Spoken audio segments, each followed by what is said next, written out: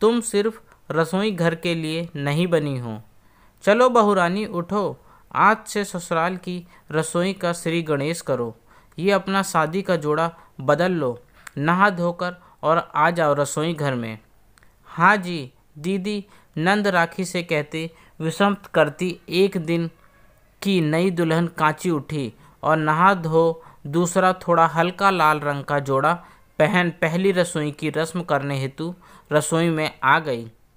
बहू, सबसे पहले तो हलवा और पोहा बना दो, फिर खाने की तैयारी करना। जी, खाने में क्या बनाऊं?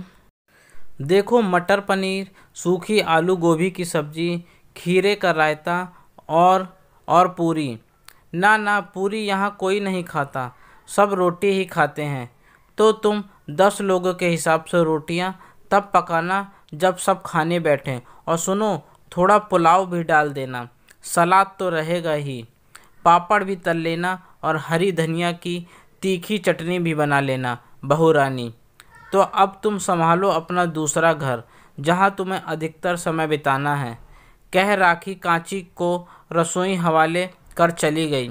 जी ठीक है, कहते कांची रसोई को आश्चर्य से देख और रसोई उसे देख मुस्कुराए। समझ न आए कहाँ से शुरू करें, इतनी सारी चीज़ें बनानी। और ससुराल के दूसरे दिन ही फिर उसने हलवे से शुरुआत करी और हलवा और पोहा बना सबको देकर आई।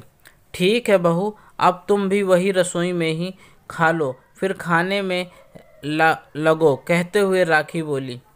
क्या रसोई में? कांची के मुंह से निकल गया। अरे नहीं बहू, राखी तो मजाक कर रही है। चुप रह राखी, तुम्हें जहाँ मन करे वहाँ बैठकर खा लो, चाहे अपने कमरे में चाहे रसोई में। वो हमारे यहाँ नई बहुएं सबके साथ बैठकर खाना नहीं खाती। नीता जी, कांची की सास, राखी को चुप कराते इशारे से बोली।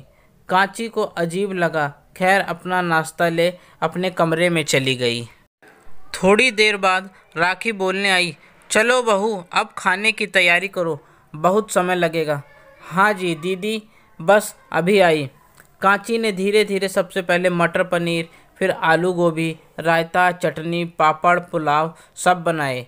बनाते समय उसे रसोई घर में ही काफ़ी समय बीत गया। फिर आई फुलके उतारने की बारी। करते करते 3 घंटे हो गए रसोई घर में। उसके बाद सबके जूठे बर्तन करते कांची का सारा समय रसोई घर में ही व्यस्त रहा। सब करके वो अभी दूसरा पहर समाप्त ही हुआ था कि झट शाम का पहर आ गया और रसोई फिर मुंह चिढ़ाने लगी। चाय की गुहार लगने लगी। कांची ने चाय के साथ नाश्ते की भी फरमाइश पूरी करी। बनाते करते रात के खाने की तैयारी भी आ गई। फिर झूठे बर्तन मुंह चिढ़ाने लगे। कांची को सब करते रात के 11 बज गए। एक तो भारी जोड़ा और ऊपर से इतनी गर्मी। अब तक कांची थक कर चूर हो चुकी थी, आंखें भी थकने लगी थीं। जैसे ही सोने चली, आवाज़ आई, बहू चलो अम्मा के पैर दबाओ, ढेरों आशीर्वाद मिलेगा। राखी फिर थकी हुई कांची को खींच ले गई और बिठा दिया नीता जी के पैर दबाने। कांची चुपचाप पैर दबाने लगी। सुबह तक जो मुस्कुराहट चेहरे पर थी, अब आंखें बंद होने के साथ फीकी पड़ गई थीं। आंखें अब बिल्कुल भी साथ नहीं दे रही थीं। थक हार कर थोड़ी देर पैर दबाकर दबी आवाज़ में बोली, मम्मी मेरे सर में दर्द हो रहा है, क्या अब मैं सोने जा सकती हूँ? हाँ ठीक है, जाओ, कल फिर सुबह जल्दी उठ रसोई घर में घुसना होगा।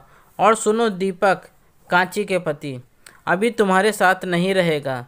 हमारे यहाँ लड़की जब पग फेरे की रस्म कर लौट आती है, तब से पति पत्नी की नई जिंदगी की शुरुआत होती है। कांची कुछ सुनने के मूड में नहीं थी। तुरंत उठी और फटाफट से अपने कमरे में जा जोड़े के बोझे को खुद से हल्का किया और अपने बिस्तर पर लेट गई। लेटते ही दिन भर की थकी कांची को नींद ने अपने आगोश में ले लिया और उड़ चली सपनों की दुनिया में, जहां वो शादी का जोड़ा पहने नदी की पास अकेले खड़ी है, जहां वो शादी से पहले गंगा मैया के पास अक्सर ही अपना समय बिताती थी। आसपास बहुत से कबूतरों को दाना डालती, माँ बाबूजी तो बचपन में ही स्वर्ग सिधार गए थे। मामा और मामी ने थे जिन्होंने उसे पाला था। उसके लिए मामा का घर ही मायका था। केवल गंगा मैया के सिवा कोई अपना सा ना था जिससे अपने मन की बात खुलकर कहे। बस पूजा के लिए फूल चुनती, रोज घंटों समय व्यतीत करती, गंगा नदी से चाहे जैसे भी भाव हो अपने मनोभाव को हल्का करती थी। आज भी सपनों में कांची वहीं पहुंच गई है जहां वो गंगा नदी से बातें करती, कहती, गंगा मैया चाहे आप मुझे अपने से कितनी दूर क्यों ना कर दो, मेरी सहेली तो बचपन से आप ही रही हो और रहोगी। सब बात तुमसे कहने की आदत है मुझे, तो दिन भर की सारी बात बताऊंगी तुमको, कहते आंखों से अकेलापन झलकने लगा। ऐसे सबके साथ बैठने के लिए नई बहू हूँ और रसोई में काम करने के लिए दूसरे दिन से ही बंदूक थमा दी। मैया हाथों की मेहंदी भी ठीक से नहीं उतरी थी। ये लोग बहू लाए हैं या काम वाली, कहते सारे दिन का हाल बता दिया। तभी अचानक ऐसा लगा मन से बोझ उतर गया हो। अगले दिन जब राखी सबके नाश्ते खाने की फरमाइश में आलू के पराठे के लिए बोलने आई, तब कांची तुरंत हंसते हुए बोल पड़ी, उसके लिए दीदी आपको भी मेरे साथ मदद करवानी पड़ेगी। जब मैं सब चीज़ों के लिए नई बहू हूँ इस घर में, तो फिर आप लोगों ने मेरे लिए ये रसोई घर क्यों एक दिन में ही पुरानी कर दी। जब सब रस्में पग फेरे के बाद शुरू होती हैं तो रसोई घर की शुरुआत भी पग फेरे के बाद ही होनी चाहिए। उसके लिए इतनी जल्दी शुरुआत क्यों? आपको बताना चाहूँगी, मैं इस घर के लिए हूँ मगर सिर्फ रसोई घर के लिए नहीं बनी हूँ। इसलिए पग फेरे तक मेरे साथ आपको भी मदद करवानी पड़ेगी और पग फेरे के बाद फिर मैं किसी काम करने वाली बाई को अपनी मदद के लिए रखूँगी। चलो रहने दो, ऐसा करो सैंडविच और हल्का नाश्ता बना लेते हैं, गर्मी बहुत है, आलू के पराठे फिर कभी बनाएंगे। कहते हुए राखी फटाफट कांची के साथ नाश्ते की तैयारी करने लगी। कांची समझती थी कि तहजीब उतनी ही दिखानी चाहिए जितनी ज़रूरी है, ना कि उतनी कि कोई मोम की गुड़िया ही समझ ले। पग फेरे की रस्म के बाद उसके ससुराल आने से पहले काम वाली बाई भी लग गई थी। इस बात को दीपक, नीता जी और राखी तथा उनके सभी लोगों ने समझ लिया था, क्योंकि कांची ने पहले दिन ही अपने मन की बात बोलकर सबको अपनी अहमियत भी जतला दी थी। जो उसे गंगा मैया ने दिल की आवाज़ के साथ कहा था कि तुम सिर्फ रसोई घर के लिए नहीं बनी हो, अपने लिए ज़रूर बोलो। दोस्तों, आपको मेरी यह कहानी पसंद आई हो तो प्लीज़ लाइक और मुझे सब्सक्राइब करें।